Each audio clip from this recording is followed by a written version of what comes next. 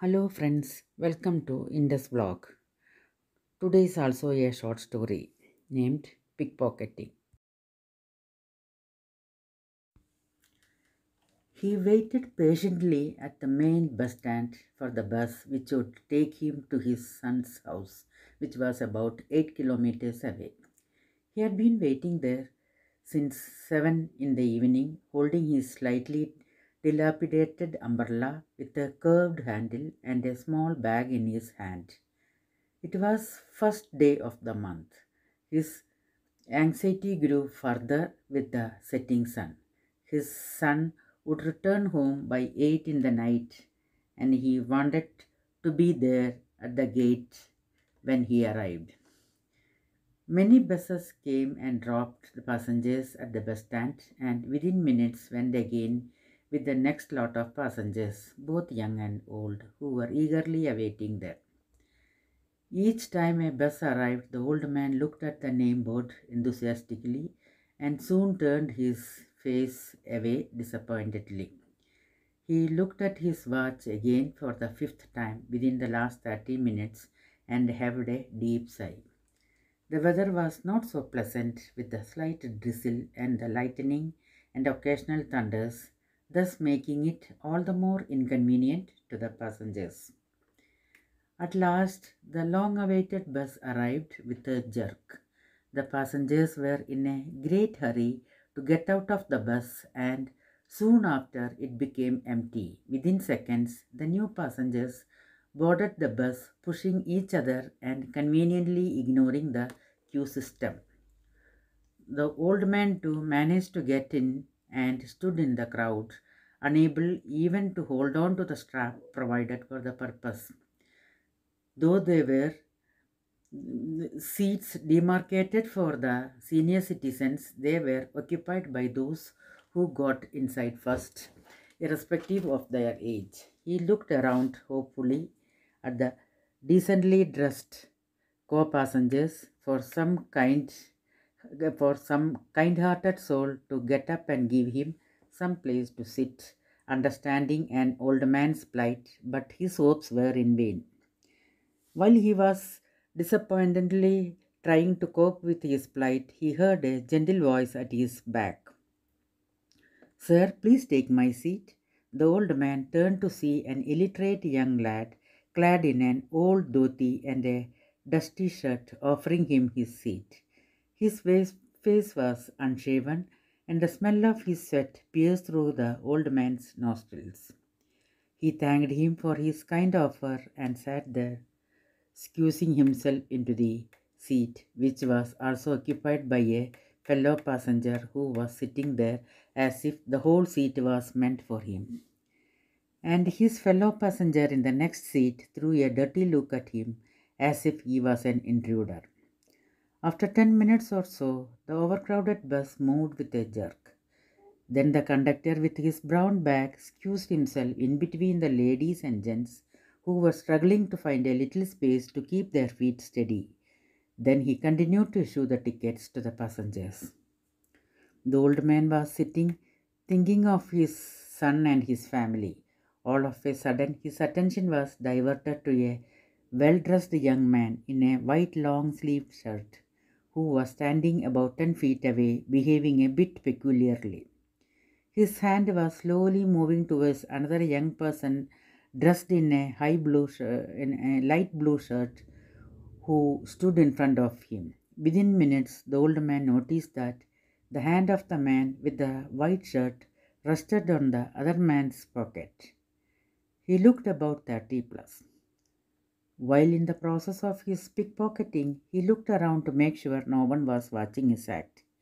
Unexpectedly, however, his eyes met the old man's as he was seriously watching his actions.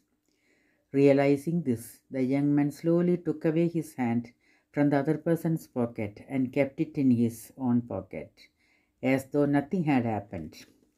After a few minutes, he tried his tactics again, hoping that this time no one was watching him. Some intuition made him feel that someone was watching his action, and Slowly he tilted his head to confirm it. Alas, again he found that the old man was watching him like a policeman.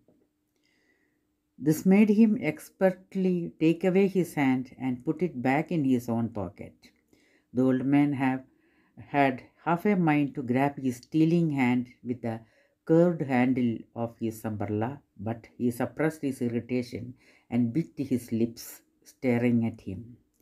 The bus continued its untiring mundane journey through the crowded roads with the neon lights. It kept dropping and picking up many passengers on the way.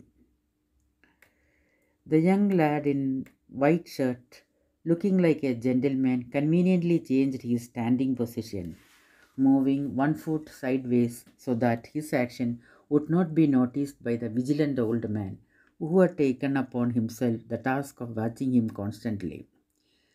Thinking he was safe at least this time, the youth slowly moved his hand towards his co-passenger's pocket, which he had been repeatedly trying unsuccessfully to pickpocket since the time he had got into the bus. Cleverly, he managed to pull the thick wallet from his victim's pant pocket and was trying to put it into his own pant pocket with great pleasure and a cunning smile on his face. However, when he turned around, he saw that the vigilant old man was still watching him. It was obvious that he had not expected this. The old man bit his lips again. Blood from the youth's face drained off and became like a white flower. He wouldn't have thought that the old man, too, was smart enough to change his position by then. He was tilting his head to focus his attention completely on the youth. Apparently, the old man's annoyed look conveyed to the youth that his act had been noticed and he would raise an alarm so that the fellow passengers would know about the pickpocketing. Panic stricken, he slowly took out the purse from his own pocket and put it back in despair into the same pocket from where he had stolen it moments earlier. When the bus stopped in each stop, the old man wished that either the vicious youth or the innocent man whose purse had been the target would get down there, but sadly, neither of them alighted from the bus. Cursing the old man for being the cause of his repeated unsuccessful attempts, the youth shifted his position slightly to avoid the attention of his newfound enemy. He tried three more unsuccessful attempts, and each time he cursed the old man who stubbornly refused to move away his vigilant look from him. After an hour long journey, the bus stopped at a junction. The anxiety of the old man grew as the bus reached its destination and he had to alight there.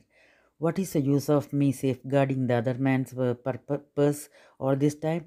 Being the payday of the month, the poor fellow would reach home with an empty pocket. Now no one is there to stop the vicious youth in his attempt of pickpocketing.